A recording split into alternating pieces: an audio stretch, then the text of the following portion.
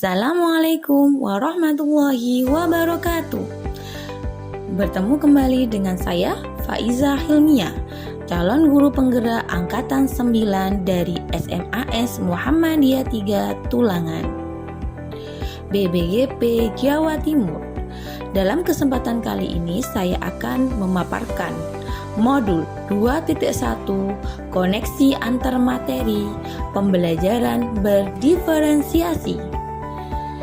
Dalam proses pemahaman pembelajaran berdiferensiasi, saya difasilitasi oleh Ibu Umi Kulsum SPD dan Bapak Supriyanto MPD selaku pengajar praktik kelas 206.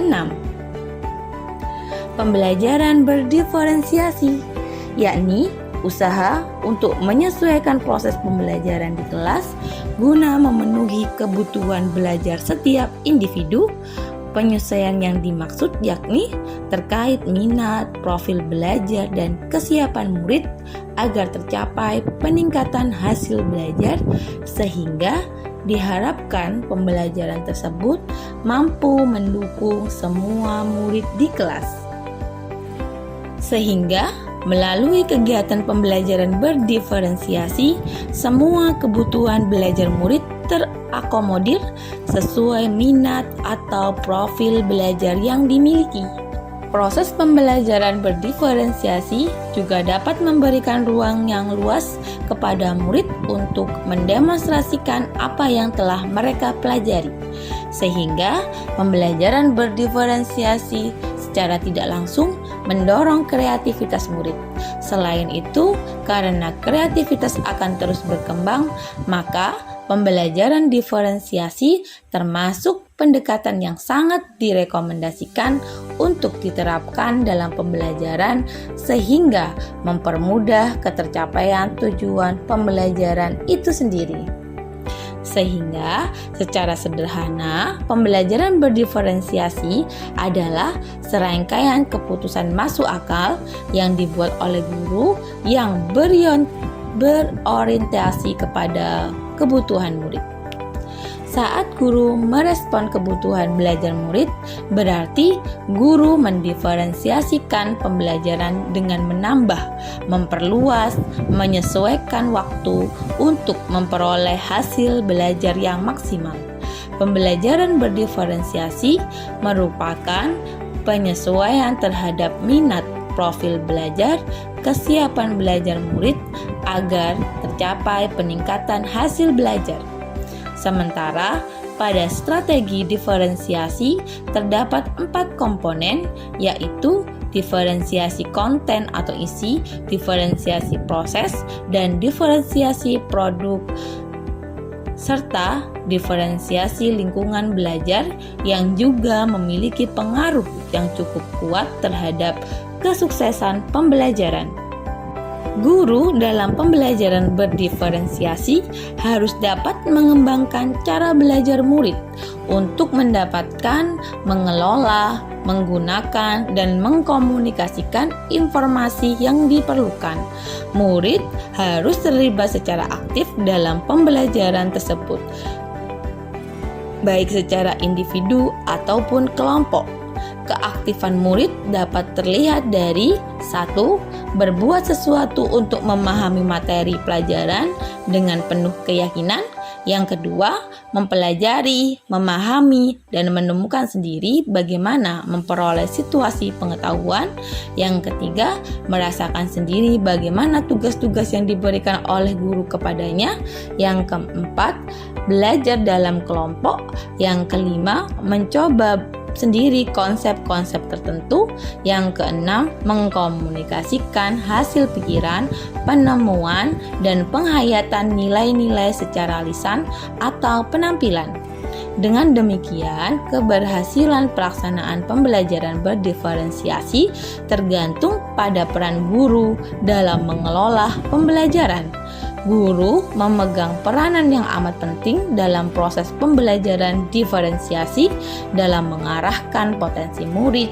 Oleh karenanya, penting untuk memperlihatkan peranannya dalam usaha membantu murid. Seorang guru juga memiliki kewajiban untuk memastikan bahwa setiap murid mendapat kesempatan yang sama untuk belajar dengan cara terbaik yang sesuai dengan minat mereka. Hal ini sejalan dengan nilai dan peran guru yang berpihak pada murid. Berpihak pada murid berarti seorang guru selalu bergerak dengan mengutamakan kepentingan perkembangan murid sebagai acuan utamanya. Segala keputusan yang diambil oleh seorang guru didasari pembelajaran murid terlebih dahulu, bukan dirinya sendiri. Segala hal yang dilakukan harus tertuju pada perkembangan murid, bukan pada pemuasan diri guru maupun orang lain yang berkepentingan. Bagaimana pembelajaran berdiferensiasi dapat dilakukan di kelas? Persiapan implementasi pembelajaran berdiferensiasi oleh guru diawali dengan memahami tujuan pembelajaran, mengetahui dan merespon kebutuhan belajar murid, asesmen berkelanjutan, lingkungan belajar yang mengundang untuk belajar, serta manajemen kelas yang efektif. Tujuan pembelajaran. Guru harus paham capaian pembelajaran dan tujuan pembelajaran agar dapat menentukan bagaimana guru dapat membantu muridnya. 3 aspek yang harus dipahami guru berkaitan dengan kebutuhan murid. Yang pertama, kesiapan belajar murid, minat murid, profil belajar murid. Kesiapan belajar murid atau readiness. Kesiapan belajar didefinisikan sebagai di mana murid berada dalam hal pemahaman atau keterampilan. Mendiferensiasi berdasarkan kesiapan belajar murid mengharuskan guru untuk menilai pengetahuan awal dan menentukan apa yang telah murid berada. Minat murid. Minat adalah salah satu motivator penting bagi murid untuk terlibat aktif dalam proses pembelajaran. Minat murid pastinya berbeda-beda. Minat murid bisa berkembang seiring dengan proses pembelajaran yang ia terima. Profil belajar murid. Yang pertama, lingkungan belajar, latar belakang budaya, serta kecerdasan majemuk. Lingkungan belajar misalnya terkait dengan suhu ruang, tingkat kebisingan, jumlah cahaya. Latar belakang budaya misalnya santai sampai terstruktur, pendiam sampai ekspresif, personal sampai impersonal. Kecerdasan majemuk misalnya visual atau spasial, musikal, bodily atau kinestetik. Bagaimana mengidentifikasikan kebutuhan belajar murid? Pertama, yang bisa kita lakukan yakni menggunakan berbagai asesmen awal atau formatif. Kemudian, mengidentifikasi pengetahuan awal, mereview dan melakukan refleksi terhadap praktik pengajaran, berbicara dengan guru murid sebelumnya, membaca rapor murid dari kelas mereka sebelumnya, mengamati perilaku murid. Asesmen berkelanjutan. Asesmen penting dalam proses pembelajaran berdiferensiasi. Asesmen formatif peluang untuk menentukan seefektif apa suatu pembelajaran berdiferensiasi.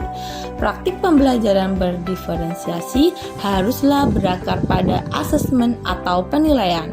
Asesmen formatif memungkinkan guru untuk mengenal murid mereka dengan lebih baik. Oleh karena itu, mereka dapat membuat keputusan terbaik demi menantang murid dengan tepat dan melibatkan murid dalam proses pembelajaran.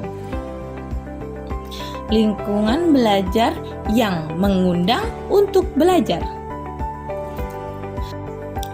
Strategi diferensiasi pembelajaran. Guru dapat melakukan salah satu atau kombinasi di antara ketiganya.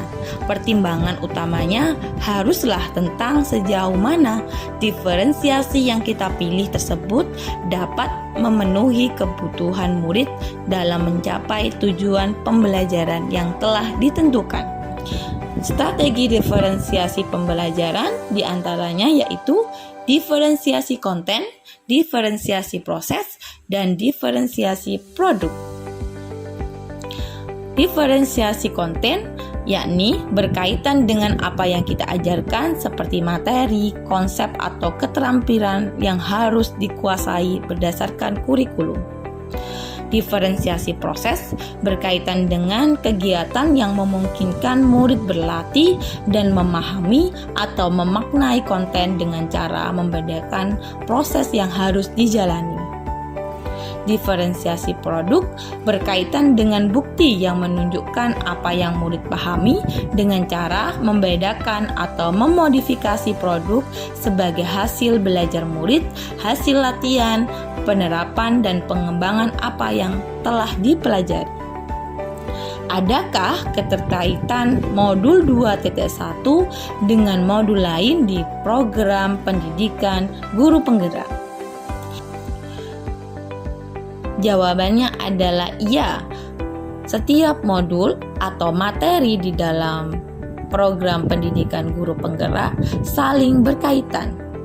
Di sini saya akan memaparkan dari modul 1.1 sampai dengan kaitannya dengan modul 1.4. Yang pertama yaitu berkaitan dengan modul 1.1 dan 2.1, yakni dengan pembelajaran berdiferensiasi. Untuk dapat mengimplementasikan pembelajaran berdiferensiasi, maka guru harus mampu berpihak pada murid serta memfasilitasi bakat, minat, dan potensi murid berdasarkan filosofi Ki Hajar Dewantara. Guru memegang peranan yang amat penting dalam proses pembelajaran diferensiasi dalam mengarahkan potensi murid. Oleh karenanya, penting untuk memperlihatkan peranannya dalam usaha membantu murid. Berkaitan dengan modul 1.2 dan 2.1 pembelajaran berdiferensiasi. Untuk dapat mengimplementasikan pembelajaran berdiferensiasi, maka guru harus mampu berpihak pada murid, mandiri, inovatif, kolaboratif, dan reflektif, sehingga diharapkan hal tersebut dapat menciptakan lingkungan yang mendukung berkembangnya pembelajaran berdiferensiasi.